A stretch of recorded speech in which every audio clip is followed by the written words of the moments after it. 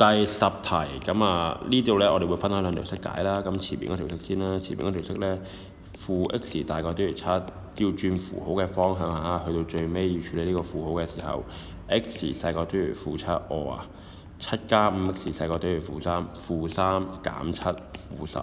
嗱，今次你係除5咋嚇，雖然右邊嗰個數係負數，但係唔會令到你影響咗個符號嘅方向嘅。OK， 最尾你就要諗啦 ，x 呢，一係細過等於負7，一係呢就細過等於負2。咁啊，你可以畫翻個圖諗啦，細過等於負7，即係實心指向左邊；細過等於負2呢，即係實心指向都係左邊啦。通常我個間線特登用唔同方向，你會好睇啲嘅。最尾我哋要餓啊，其實真係唔使兩個範圍重疊過佢㗎。係成個橫線是但有陰影度嘅都得啦，即係去到呢個位都計嘅。咁所以其實呢，兩個範圍入邊真正答翻呢條題目嗰個範圍呢，應該係後者，即係你想像下兩個箭嘴都係望前邊嘅，咁後邊嗰個就應該係右邊嗰個，即係 x 細過等於負2。答案係 boy。如果呢題係 and 嘅話呢，就係前者就會係 A 㗎啦。